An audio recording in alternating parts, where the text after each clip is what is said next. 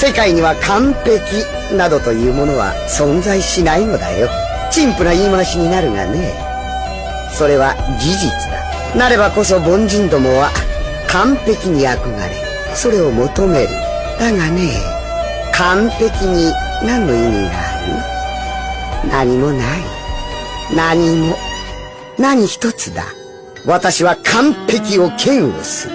完璧であればそれ以上はない。それは知恵も才能も立ち入る隙がないということだ。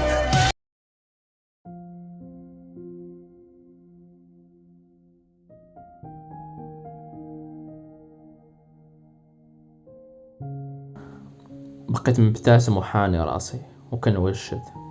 كملت ووقفت وكنت طويل عليها. قربت حتى لصقت معاها، شفت لا في عينيها وكنا قراب من بعضياتنا، وما كانش كتحاول تبعد او كانت تحاول تفاداني. همست لها وقلت لها ما تخافيش، ما غاديش نبيع بسيرجو، حتى لو مت ما تكونش في خطر. مشيت وقالت لا ماشي. خرجت وكان الليل والشتا خيط من السما. كنت مشى وسط من الشتا وإليزابيث كتطلع عليا من سرجم، علامات توتر على وجهها ومخلوعة. خديت الترام لولاية كاليفورنيا، وصلت المدينة، دزت الزناقي ديالها وكيبان لي الجرائد عليهم الأخبار ديال اللقاء بالشينيغامي، وحتى في التلفازة كان الخبر في كل بلاصة، ومعه الخبر ديال أن الشينيغامي في الولايات المتحدة الأمريكية، وعلى أنه ظهر من بعد مدة طويلة. كان هادشي كامل مكتوب بعنوان كبير وكلشي كيدوي عليه. الخبر اللي خلى كلشي يتكلم ويحلل ويحاول يفهم شنو واقع. أغلبكم غيسول كيفاش أنا الشينيغامي، وانتشر خبر أنني تلاقيت بالشينيغامي، وعلى أن الشينيغامي عتبان. انتشر الخبر على أني أنا ماشي هو الشينيغامي الحقيقي، وعلى أن الشينيغامي الحقيقي بان. بعد يوم على انتشار الخبر كنت في قهوة حاط بيسي ديالي قدامي كنشوف أخيرا الأخبار. سديت البيسي وزيتو في يدي، يلا غنخرج من القهوة. سمعت سبرايز تفجرات البلاصة كاملها. تزيتو تلاحيت برا، يلا غنوقف. لقيت المهرج لابس بدلة كحلة وحمراء وكيضحك بواحد الطريقة اللي في شكل. حداه ناتاشا هز السلاح عليا، وموراها شخص سمر وداير الراسطة مزير على يدو بزوجهم مخنزرين فيا. مهرج كيضحك بطريقة مختلفة على المرات الآخرين. كنت عارف معنى الضحكة اللي كان كيضحك ديك الساعة، ضحكة اللي كتعبر على الغضب ديالو الكبير. كلهم واقفين عليا. من معرفتي ليهم عارف باللي إلا درت حركة وحدة غنموت. دوات ناتاشا وقالت شكون انت وعلاش خدعتينا؟ إليزابيث كتراقب من بعيد. أنا جالس في الأرض وما واقفين عليا معصبين ديالها بصح. نزلت راسي دوار برايلي اللي هو الشخص اللي كان معاهم. قال شكون انت باش تنتحل الشخصية ديال الشينيغامي وتخدعنا هاد المدة كاملها وتلعب بينا كيف ما بغيتي؟ نزلت راسي وقلت لهم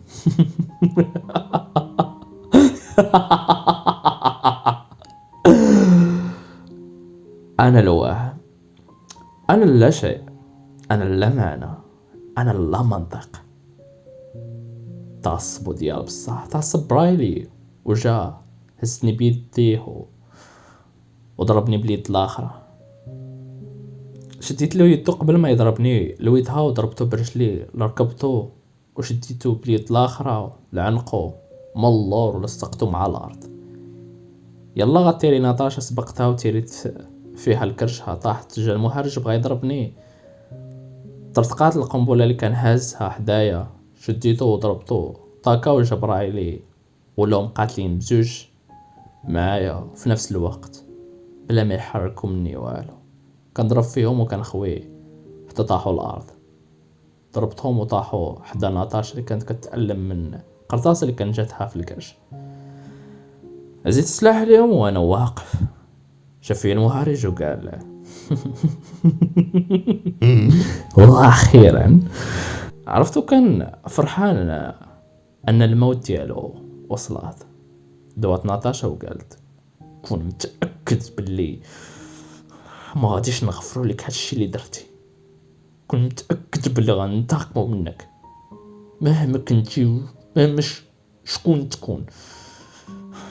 دوا برايلي وقال له تقنا فيك وحبنا لك حياتنا باش في الاخر تلعب بينا.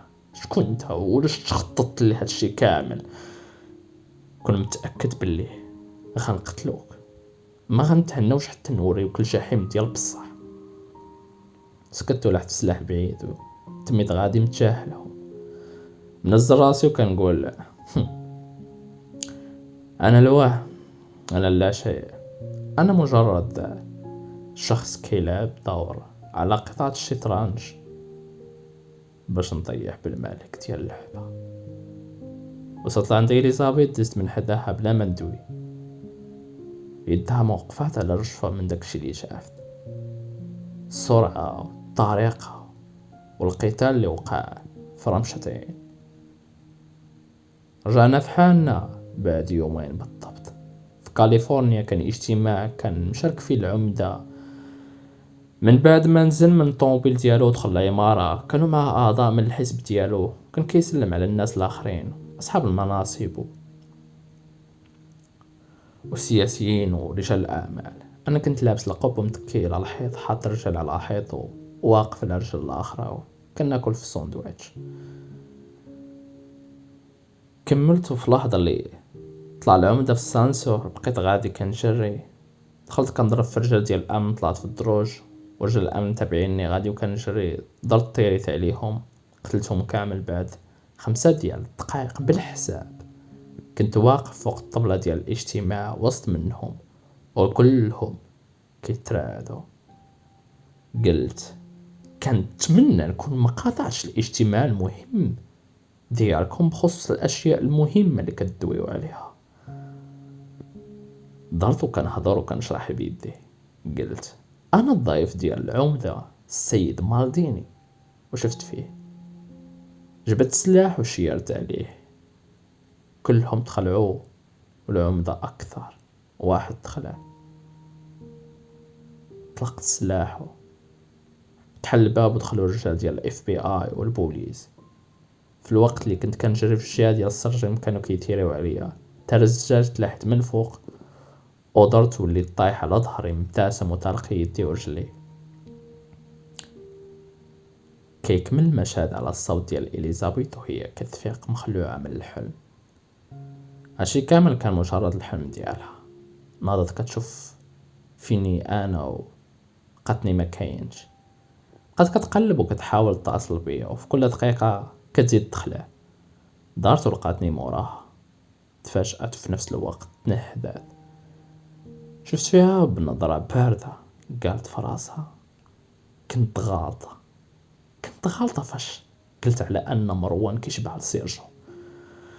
مستحيل داكشي اللي كنحس بيه فاش كنكون مع هاد الشخص. لا لا لا لا لا لا لا, لا. هذا شيطان. علاش كنحس بهاد الشعور؟ كيفاش علاش كنحس على ان هاد السيد هذا شد العالم بيدو كيحرك فيه كيف ما بغى؟ علاش ما قدراش ندير العكس ديال داكشي اللي كيقول ليا؟ وليت تحت تأثير ديال الاعصاب ديالو البارده والثقه اللي عنده، والاشياء اللي كيفكر فيها كتفوت حدود العقل. ابتسمت لها وقلت لها مالك ساكته؟ شنو؟ قالت والو، كنت كنسائل فين مشيتي. قلت لها كنت سهران على برا كنراجع بعض الاشياء قبل ما ننفذ الخطه. قالت دويتي مع ساره وسيسيليا؟ قلت لا، علاش غندوي معها؟ قلت باش تقول لهم على الخطه الجديده وبانك غيرتي في الخطه بسبب شينيغامي. قلت لها لا، ما كاين لهاش يعرفوا، خليهم مركزين على الخطه القديمه. سكتات شويه، كان ما عاجبهاش الحال، وانا عارف باللي قالت لهم كل شيء من قبل. قالت علاش باقي ما نستيش؟ قلت لها عندي ارق ما كنقدرش الناس، سيرة الناس انتيا، وما تفكريش بزاف، كلشي غادوز بخير وغنربحو. سكتات وحنا راسها ومشات. غادا وكانت مخربقه، انا منزل راسي ظلام على وجهي. بعد 3 ايام كنت جالس فوق ناطحة السحاب وسط المدينة ديال لوس انجيلوس. البرد كيلعب بشعري والبرق كيضرب في السماء كاملة عامرة غيوم. الاضواء ديال المدينة كيبانو من التحت. انا جالس على الحافة ديال العمارة اللي كانت طويلة ديال بصح. هزيت يدي وبقيت كنشوف فيها، شفت فيها مزيان ونزلت يدي في اللحظة اللي تحطات يدي على الحيط اللي كنت جالس عليه. تحل الباب ديال السطح. خرج راجل كبير فوق 50، لابس قميجة بيضاء مبهتل وباين على انه هارب ومخلوع من شي حاجة وكينهج وتالف. انا عاطيه بالظهر لانني جالس على الحيط. شافني وبقى مستغرب وما عرفش شكون انا ولا شنو كنت كندير تما. انا ما شفتش مورايا نهائيا. الوصف اللي عاد قلتو دابا هو اللي كنت متوقع نلقاه. وقفت ودرت بشويه عليها، لقيت ناس الحاجه اللي توقعت. ظلام على وجهي بسبب الاناره اللي كانت قليله تما، وبسبب القب اللي كنت لابس. غادي لعنده البرق كيضرب مورايا، كأن الجو كان معصب عليه ولا معصب عليا. غتعرفوا على من معصب ديال بصح. هو متفاجئ من شكون نقدر نكون وشنو كندير هنايا. قربت منه وحيت القب قال شكون انت وشنو كدير هنا؟ قلت له مهبط الطائرات راهو، وشيرت له البلاصه اللي كيهبطوا فيها الطائرات ديال الهليكوبتر. تصدم لانه ما كانش متوقع انني عارف بانه هارب منهم وغادي الجهه ديال مهبط الطيران. قلت له ولكن ما غادي حتى شي طياره. زاد تصدم وقال بنبره ديال الغضب شكون انت؟ قلت له درت يدي في جيبي بحركه ديال عدم الاهتمام. بقيت كنتمشى. قلت له انا السبب في داكشي اللي وقع كامل. قال اش كتخربق؟ شكون انت وشنو كدير هنا؟ وباش عرفتي غنجي على قبل الطائره؟ قلت له مجرد حسابات بسيطه وخلاوني نتنبأ بانك غتكون هنايا، وقلت نستغل الفرصه ونجي نتلاقى بك بحكم انك عندك التزامات بزاف. تعصب وقال انت اش كتقول؟ قلت وي لأي إصابة خدام. قلت له باش نكون معك صريح. بقيت شفت فيه قلت له انا اللي خطط لهذا الشيء كامل. قال كيفاش؟ قلت له غريب ياك نتلاقاو بهذا الشكل وما تعرفنيش وحنا عندنا ذكريات كثيره مع بعضياتنا. قال ما كنعرفك شو عمرني شفتك. بارك علي من هذا الكلام الخاوي. حيت من قدامي وما بقاش تهضر معايا. باين عليك بلي انت غير شي مجنون. بدا كيمشي مجال المهبط ديال الطائرات. شويه كتبان هليكوبتر جايه من بعيد. دار وقال ها هي جايه المجنون. ضحك وقال خليك معاهم دابا. قال بسلامه المجنون. ابتسمت له ابتسامه ديال الشيطان والبرد ديالها ولا كيضرب فيا. طائره غدا وهو غادي لجهتها. ملي كانت غدا وكتقرب قربات حتى بدا كيقرب منها يتنفجر حتى تشتتات كاملها. هو تلاح بعيد بسبب الانفجار وتجرح شويه وتصاب بشي حروق. طاحت الطائره وهو طايح في الارض كيحاول يوقف. ما وقف لقاني قدامه يدي في جيبي ومبتسم ليه. قلت له ياك ما تأذيت يا سيدي. تعصب وقال انت السبب ياك. شكون انت وشكون اللي مصيفطك؟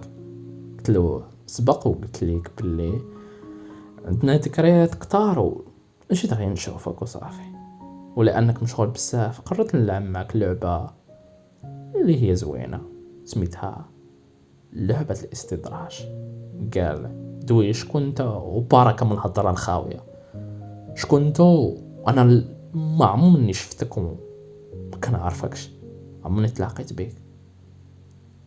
نزلت راسي وقلت له متاكد؟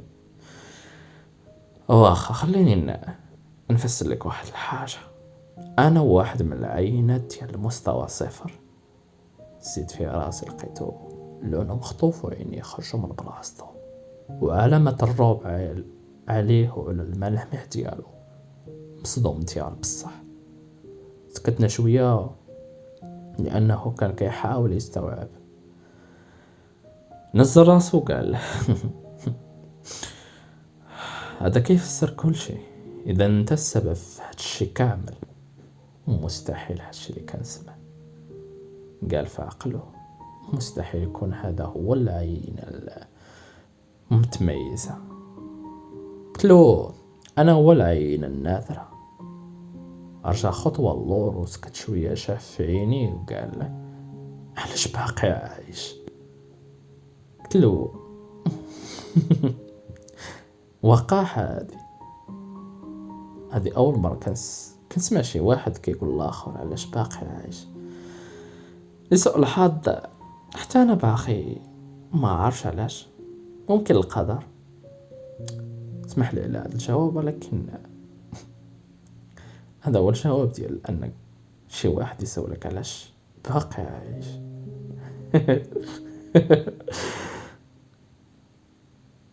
ولكن جا الوقت اللي غتخلص شويه من داكشي اللي درتي فينا كاملين. قال غتموت على اي حال، لان داكشي اللي جاي مستحيل يستوعبه حتى شي حد. قلت له علاش كدوي؟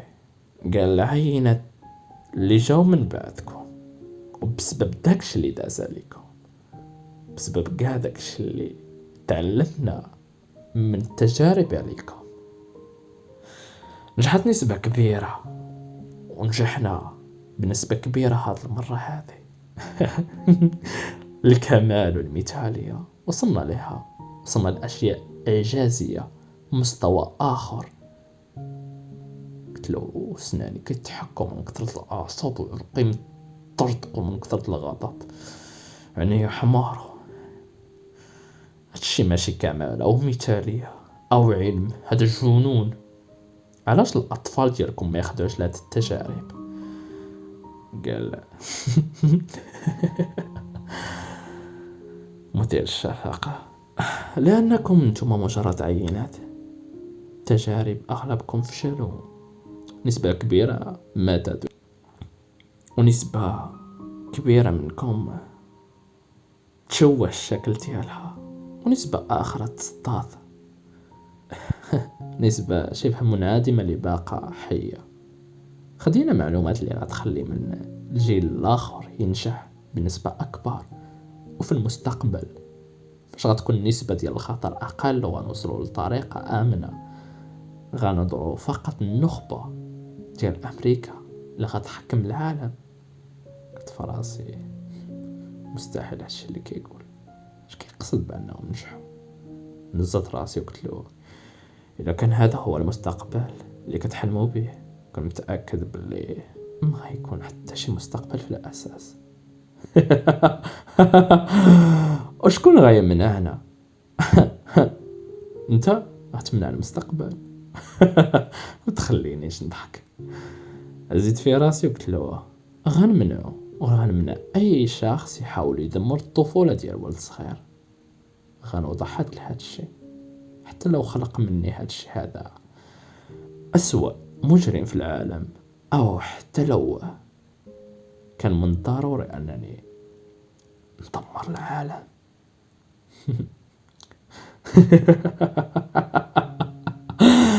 دابا عاد أكدت لي باللي فقدتي العقل ديالك. طبيعي، حتى لو كنت من العينة المتميزة، فرق في الآخر مجرد فأر تجارب من المغرب. ياك من المغرب، ما غلطش ياك. ما غاديش تقدر تخرج، وما غاتكونش خرجتي من الحادثة بكامل قواك العقلية. هادشي كيأكد هاد الهضرة ديالك، كتأكد داكشي اللي عاد قلت.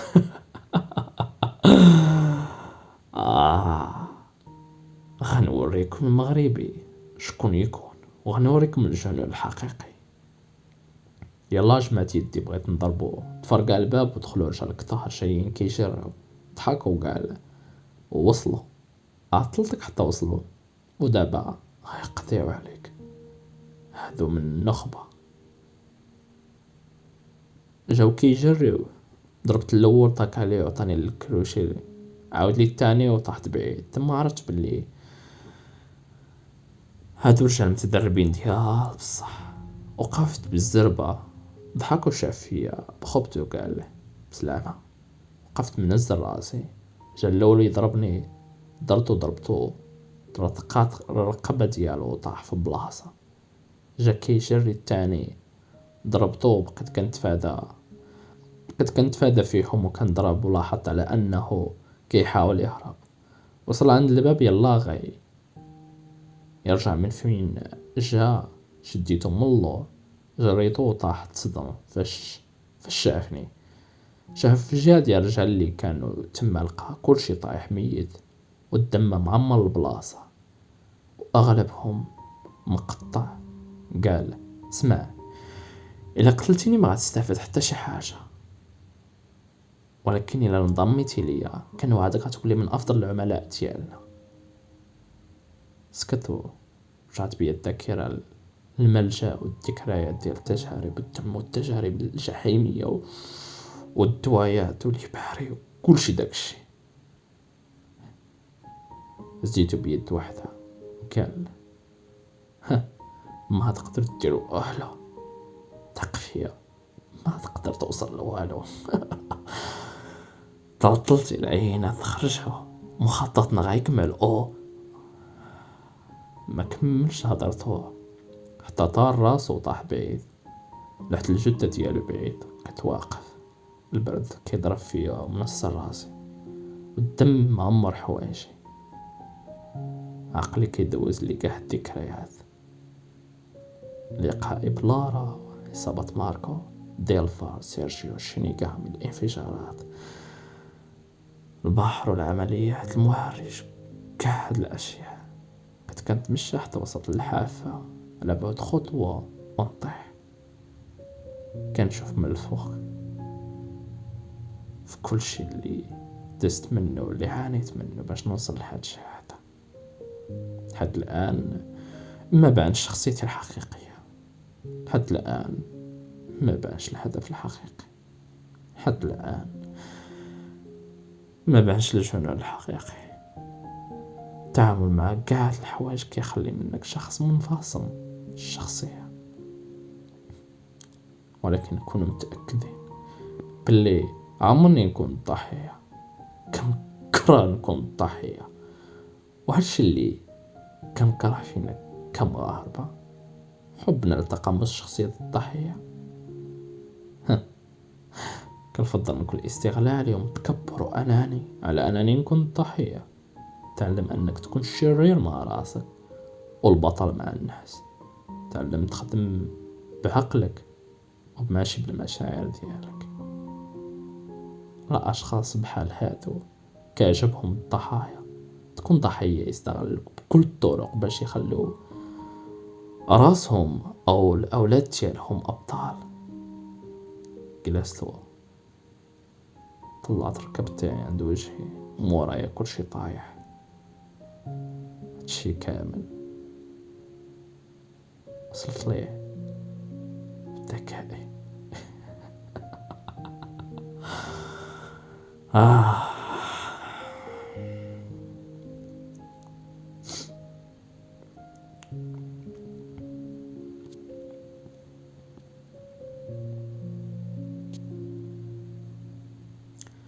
بالرجوع في الزمن والأصل ديال هادشي كامل، كيفاش استدرجت هاد المجرم لهنايا، باش تفهموا القصة كاملة. القصة بدأت في اليوم اللي كنت كنبحث في أمر شينيغامي. اكتشف بلي شينيغامي ماشي من تايلاند ولا من آسيا كيف ما كاتبين عليه، وإنما من المغرب وبالضبط من كاسا. تكيت على كرسي وسط من بيتي اللي كاملة كانت وراق وتصار وخطوط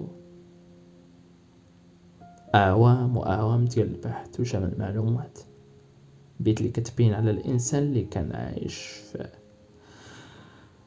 في بلاصة اللي منعزلة،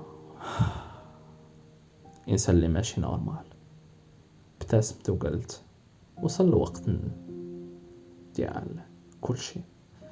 سافرت على أمريكا وتلاقيت بشخص تما كيتسمى برايمند. بعت لي معلومات على أن الروس والتجارب ديالهم، وسط من المعلومات وضعت لوصل اللي إلا فتحتيه غيوضعك أمام معلومات استخباراتية مهمة. بقيت مراقب الأمر.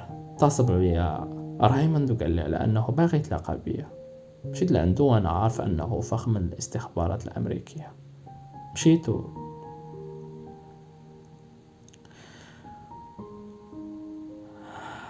من بعد ما وصلت لقيت أنه فخ. قتلت كل شيء، نشرت معلومات حساسة وهددتهم على أنهم ما يلعبوش معايا. انتشر الخبر كرات. قتلت رايموند واللي هو أعز أصدقاء المحرج، الشخص الوحيد اللي كيثق فيه. بقى تابعني المحرج، وهذه كانت الخطة ديالي من الأول. كنت عارف على أن المحرج عنده عقدة نفسية كبيرة، وعلى أنه في الأساس شخص حساس. تعرفت على الجاسوس الروسي اللي اسمه لاري. هذا مجرد اسم مستعار قدرت نعرفه منه على القنابل وروبرت كورني والمعلومات على مخطط الماليزيا. في اليوم اللي تلاقيت به كنت فاجئ بأن المحرج معه. دخلت مع المحرج في قتال، وصلته للحافة ديال الموت حرفيا، حتى ولا كيغوت. انتهى الموت. الموت هو الكلمة المثالية. الموت هو الشيء الأكثر مثالية. طحت على ركابي وقفت غابز. كان من الضروري نقتلها لأنهم طلبوا.